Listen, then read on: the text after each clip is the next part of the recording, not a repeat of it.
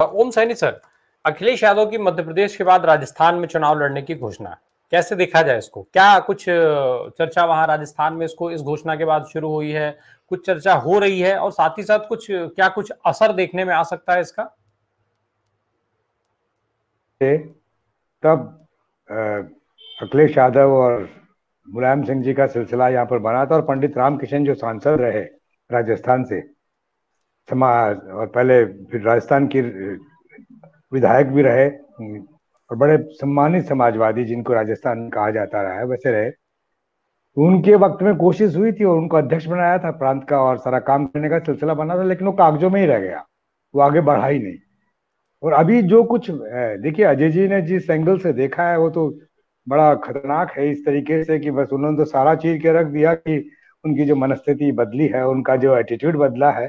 एक तरफ जो आप फासिस्ट ताकतों से लड़ने के लिए इंडिया संगठन तैयार हो रहा है, उस तरफ अंदर ही अंदर कहाँ ब्लास्टिंग का दृश्य बना रहे हैं। तो ये तो सचमुच में आंख खोलने वाली बात है, मुझे यूं लग रहा है। क्योंकि मैं समझता हूं कि दुनिया में जब भी फासिज्म के साथ में लड़ाई करने का सिलसिला हो तो डेमोक्रेटिक फोर्सेस और प्रोग्रेसिव फोर्सेज एक हुई हैं।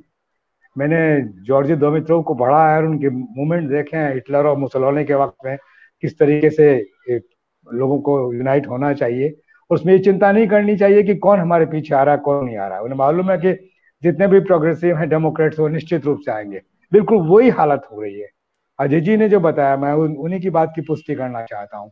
इन सारी बातों की जमीन खिसक रही है। वो जो जो आपको जो लेगेसीज में जो आपके पुश्तैनी उस पर हासिल हुआ है और वो उनके साथ साथ में जो बदलाव आपके पिता में देखने को आ रहा था, वही बदलाव आपके बुनियाद बन रहा है। तो उसके बाद में आप नुकसान नहीं पहुंचा सकेंगे, क्योंकि ये प्रियंका गांधी और राहुल गांधी जिस तरीके से जितनी तेजी के साथ में मैच्योर होकर परफेक्ट राजनेता बने हैं और अपने अपने खानदान की लेगेसी को और कांग्रेस की लेगेसी को साथ में लेके जिस तरीके से आगे बढ़ रहे हैं, जिसमें ये दबदबा कहीं भी नहीं है कि अब सिर्फ गांधियों की बात चलती है। अब खड़गे साहब शुभंकर हैं कांग्रेस पार्टी के, खड़गे साहब नाम मात्र के अध्यक्ष नहीं है, वो वास्तव में कांग्रेस पार्टी के अध्यक्ष हैं। सबको साथ में लेके चलने की बात करते हैं, नक्शा वही है, फासिज्म का खतरा वही है, वही सारा सब कुछ हो रहा है। ऐसी स्थिति में कोई अगर नखरे दिखाता है और ये सब बताना चाहता है कि मध्य प्रदेश में इतनी सीट दे दो, राजस्थान में इतनी सीट दो, तो लोग पसंद नहीं करेंगे इसको। या आप अपने आप में कर लीजिए, या वो मीडिया जो चाहता है कि सब चर्चा में हो और इस तरीके से बताया जाए जिससे कि भारतीय जनता पार्टी को या एनडीए को लाभ मिले, तो वो वाली बात समझ में आती नहीं है।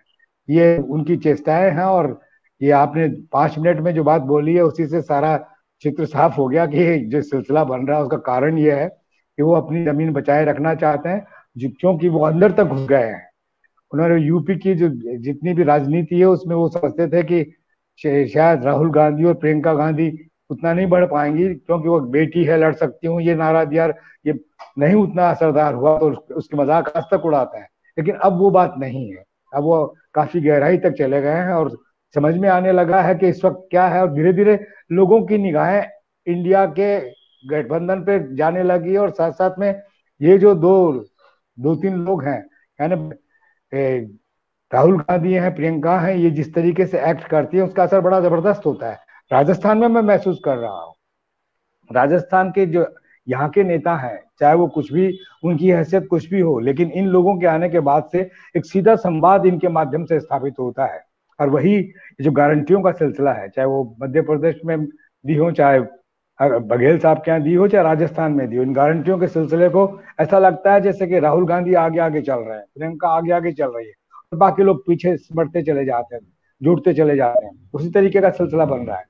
तो यहाँ समाजवादी पार्टी का तो सचमुच में कोई लेन देन समझ में ही नहीं आया। यहाँ पर आम आदमी पार्टी के लोगों ने भी आके अपना सिलसिला बनाया, 88 के करीब सीटें अपना नाम भरा, पता नहीं अब आज वापस के लिए मालूम पड़ेगा बाद में। आजाद समाज पार्टी और आरएलपी की 83 सीटें, ये सब हुआ है। बाकी इनका तो कहीं भी नाम नहीं सुना है कि कोई समाजवादी पार्टी से खड़ा हुआ है। आरएलडी का जरूर वो है जो कि सुभाष गर्ग मिनिस्टर थे अशोक गहलोत साहब की भी उसमें गवर्नमेंट में पिछले, बाकी बाकी नहीं है। और सच में ये दृश्य जैसे आपने समझा, अजय जी ने समझा, और ये इस तरह की बातें जब सामने आएंगी, क्योंकि अभी सामने नहीं आ रही है, मैं नहीं जानता था जो आप बता रहे हैं, आपने जो बताया उससे मैं खुद एनलाइटन हुआ, मुझे खुद को समझ में आया को हो ये वजह है। अखिलेश साहब जो अपना तेवर दिखा रहे हैं और जो सौदेबाजी का सिलसिला कर रहे हैं इनकी नकेल तो किसी और के हाथ में है। लेकिन चूंकि जो लोग गठबंधन में होते हैं उन पर इतना तीखा प्रहार हम तो सोच सकते हैं, कर सकते हैं, लेकिन वाइडर इंटरेस्ट में कि फासिज्म के खिलाफ लड़ना है तो इनको भी जोड़ के चलने की बात होनी चाहिए। लेकिन इनकी सौदेबाजी से उस तरीके से नहीं समझा जाना चाहिए कि सब ये बड़ी गंभीर बात है। इनको परे रख करके और अपनी ग्राउंड रियलिटीज को खुद समझते हुए कुछ अगर बात बनती है तो बने। जी।